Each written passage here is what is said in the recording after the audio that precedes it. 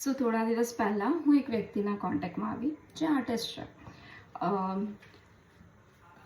કઈ ફિલ્ડમાં આર્ટિસ્ટ છે હું નામ નહીં લઉં, બટ એ આર્ટિસ્ટ છે. તો એને મેં 3 થી 4 વખત કોન્ટેક્ટ કર્યો અલગ અલગ કામને લઈને કે મને આ જોઈએ છે, મને આ ઇન્ફોર્મેશન પ્રોવાઈડ કરો એવી રીતે કરીને. અને એને મને ક્રાઇટેરિયા મુજબ એ ઇન્ફોર્મેશન ના પ્રોવાઈડ કરી.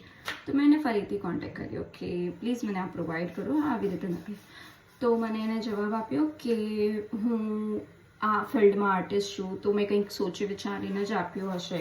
અને એવી રીતે મતલબ કે હું આ ફિલ્ડમાં આટલો ટાઈમથી છું, મને તું આવી રીતે ન પૂછ, મારા સ્ટેટસનો સવાલ છે, ના ફલાણું ઢીમકાનું ઘણું બધું એણે મને કહ્યું. તો મને પહેલાં તો ગુસ્સો આવ્યો, પણ પછી હસવું પણ આવ્યું, કારણ કે ભગવાને તમને કોઈ ફિલ્ડમાં અગર આર્ટ આપ્યું છે તો એનો અર્થ એ નથી કે તમે એ વસ્તુનું ઘમંડ લઈને ચાલો. કારણ કે એ ઘમંડ જ્યારે તમને તમારી કલાનું ઘમંડ આવી જાય છે ને, તો એ વસ્તુ તમને આગળ સુધી ક્યારે પણ નથી લઈ જતી. પણ હંમેશા જો તમે ડાઉન ટુ અર્થ રહો, કે પછી તમારામાં ગ્રેટિટ્યૂડ હોય, એક્સપ્રેસ કરતા હોય કે હા ઠીક છે, મને આ કલા આપી છે.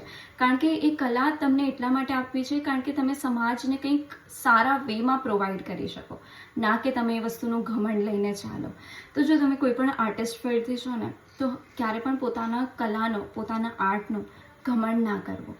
હંમેશા એના ટુવર્ડ્સ ગ્રેટિટ્યૂડ રહેવું, કે ડાઉન ટુ અર્થ રહેવું, કે મને આપ્યું છે એનો હું સદુપયોગ કરું, એનો ક્યારે પણ ઘમંડ લઈને ના ચાલું.